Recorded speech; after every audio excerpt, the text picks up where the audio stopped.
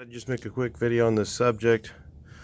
Just cleaning this car off, and I was just thinking about this, and I don't think I've covered this on any videos. So I'm going to tell you guys how to prevent fish eyes, and kind of what you need to understand is what is happening. Why does it, why does paint want a fish eye?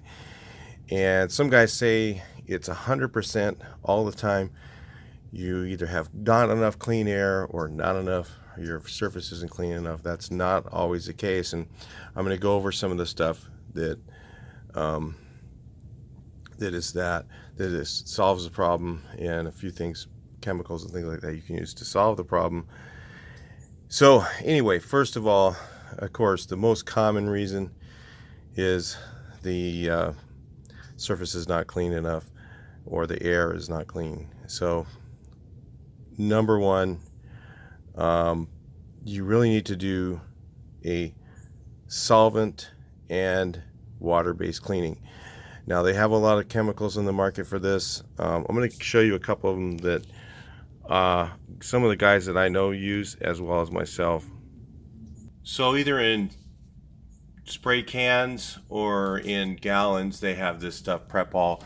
There's a few other ones, and here's one by Sem right here that I use sometimes, Sem Solve. It's a chemical wipe. And then, so what I usually do is I'll do a chemical wipe, then I will also do a water-based wipe. Let me see if I've got one sitting here.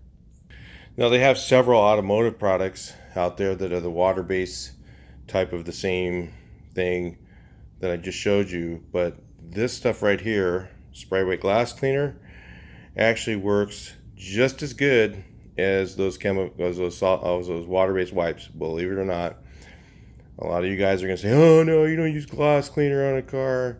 This one has no alcohol. It also has no. It leaves absolutely no residue. It is super good for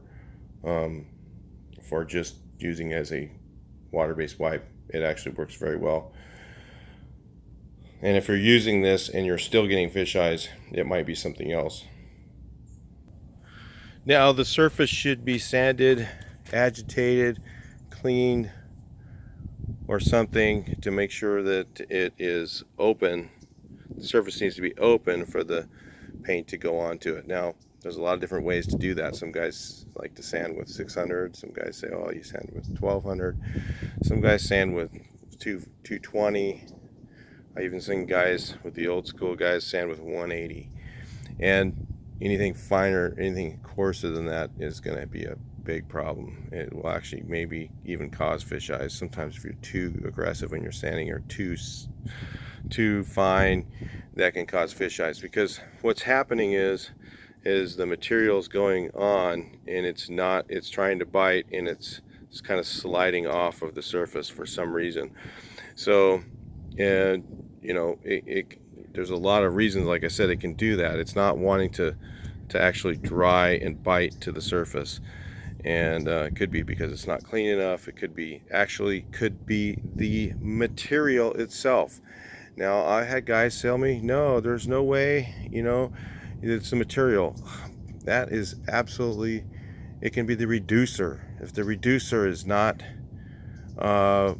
opening up the surface enough, if it, there's some states, they have different reducers than they do in California. Some of the California reducers cause fish eyes, and it's because they have, it's almost like they're oils that are in them. It's not just oils in them. It's actually, it's not because it's not clean. It's because it is not allowing the new paint to bite to the surface below it, or it might not be doing it quick enough. So it might actually be biting, but it might not.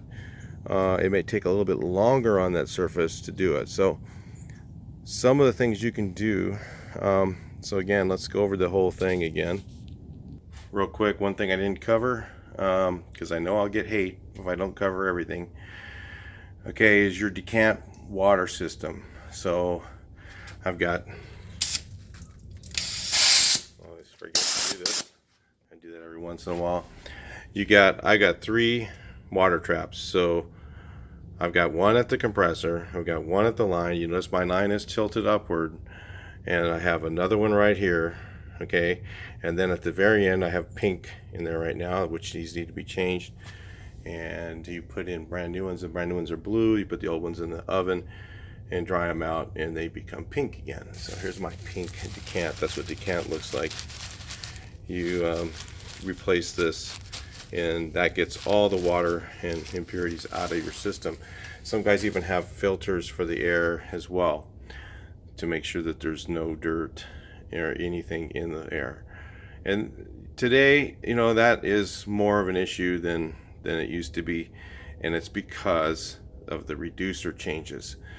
Guys will fight me on this, but listen, I was a painter back in the 80s.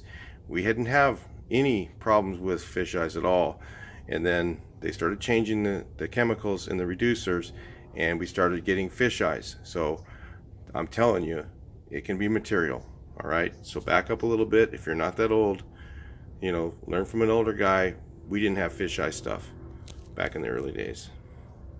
So what I'm trying to, another thing you can do, there's other ways to prevent the fish eyes from happening. And sometimes what's happening is if you're in a state where they have real serious chemical deficiencies, what happens sometimes is you put the first coat on too heavy, and that first coating going on too heavy, the reducers are not allowed to really penetrate into the surface and actually get the material to bite, and before they get a chance to bite, it starts to slide off, and then you get your fish eyes. So one of the things you can do to prevent this is do a slower build on your first coat. So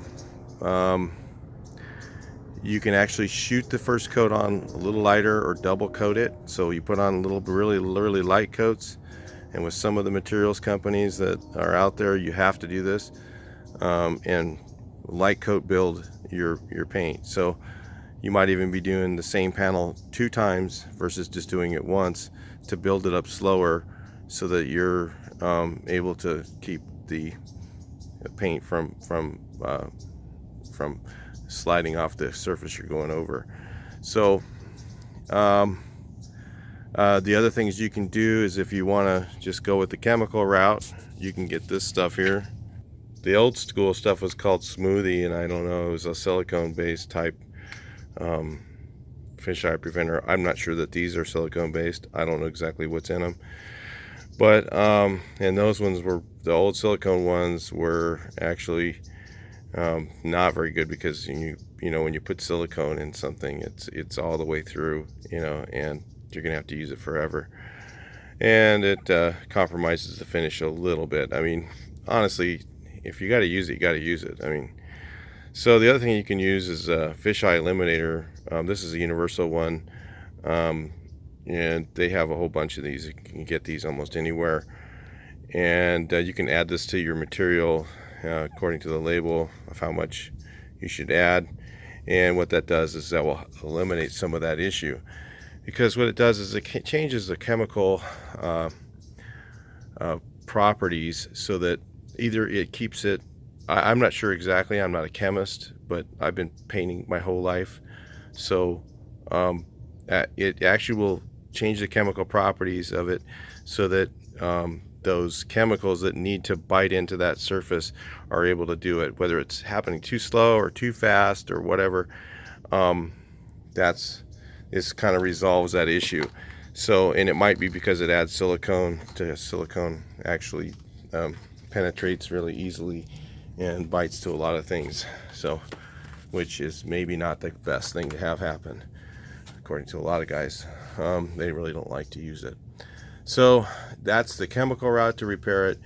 So if you're getting fish eyes and you've got all the filters and you got everything clean, try the slow build method first. If it's a slow build method isn't working, then you probably, or is working, then it's probably partly your material. So you might want to change brands of material. A lot of people aren't going to like me saying this, but you know, I've got several brands that I just don't like to use because they are more prone to fish eyes.